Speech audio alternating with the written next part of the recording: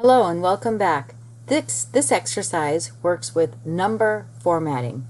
Previously, we worked with cell alignment.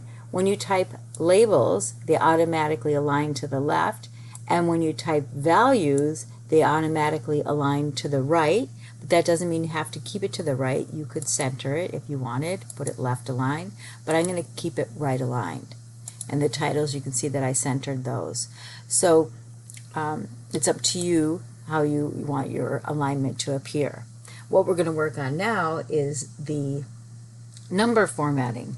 So these are units, and there's 10 units under January, 30, 15. Remember we did the calculation equals sum B3 through the colon B6. This is for C, D, so the formulas are all still there. I'm going to change the first one for Anna for January from 10 to 1,000. Just so you can see that this should actually have a comma in there to show that it's 1,000 units. So I'm going to select all of my values. Notice it's considered general. And I'm going to select in the number group the comma style.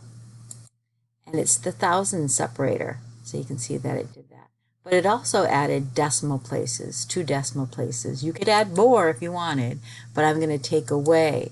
So there'll be no decimal places, just the comma at the thousandths place. So I'm going to undo to get rid of that. So it's back to general, but I want to keep that 1,000. And I'm going to change, instead of unit, change it to dollar. So if these were dollar values, select all of your data, and I would choose the accounting number format. And it automatically puts it with the dollar sign and the comma, decimal in 2 places. And again, you could still, even though it is the dollar sign, because they're all even amounts, you could decrease the decimal if you wanted, but I'm going to keep them. So that's one way to do it.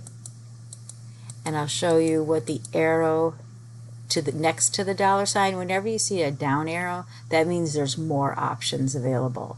The first one is the accounting number format, but if you click the down arrow in English, you will see that there are other currencies available. So I'll just pop out of there. So I could do it right from here, which is quick and easy, and you notice the numbers right now are in general formatting style, I could click here and choose accounting. There's currency. I'm going to show you accounting again. See, notice where the dollar signs are, all to the far left of each column. If I were to choose currency instead, the dollar sign hugs the first number, which is fine when you're writing checks so that no one can sneak in an extra digit, but maybe in the Excel spreadsheet you would want the accounting style. All right, next thing we're going to do is work with, besides the number formatting, and we'll also carry this into Google Sheets to see the similarities. Do you notice that the green shading for A, again, it looks like the 3 is in B, it's not. I just need to make this one a little bit bigger so it's all filled in. Now I'm going to click in A10 and I'm going to type the date, happens to be July, spacebar 7, comma,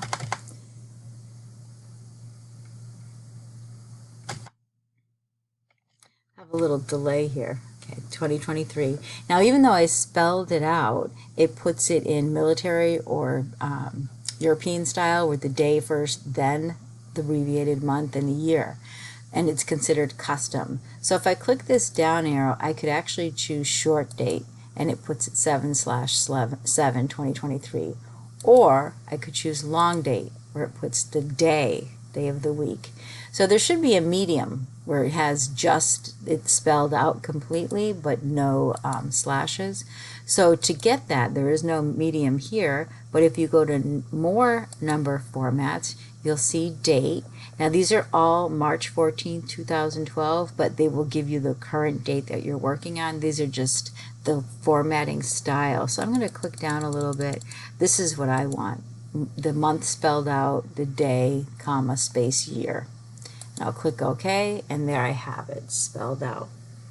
Now if you accidentally, notice its number style is date. If I accidentally clicked general, you'll see this number here. 45,114, what that number represents is how many days July 7th, 2023 is from January 1st, 1900. So if you ever accidentally click general, that number really represents something. So I'm just going to click undo so it goes back to the date formatting style. So now let's go into Google Sheets. So in Google Sheets, the first thing I'm going to do is change this 10 to 1,000. And then I'll select all of my values. And in here, I'll choose more formats and I'll select number. So I get the comma at the thousands separator. I also get the decimals, and there's one in here as well for decrease and increase. So I'm going to decrease, and they still have the thousands place. But what happens if it wasn't units, it was dollars? Again, I'll select all of these, and I have it right here, my accounting format, which is, it puts it in the currency. See the dollar sign on top of the first number? You could go in here for more formats, and instead of currency, choose accounting. So you can do it from here or right on the ribbon. So I'll go into accounting, and there I have the accounting style. And then I'll click into A10 and type the date. And this one, it puts it in the style that exactly as you typed it. But if you wanted to, you could go into more styles. So I'm in the date. I would go into format, number, make sure you drag across to the right. And there you have just a few choices. If I didn't want it to spell out, I could have it with the date in number format or the date and time. So I'm going to try the date and time. Notice it puts in the correct date. So I can also undo here and go back to my original.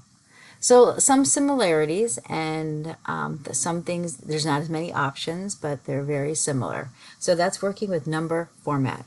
Thank you.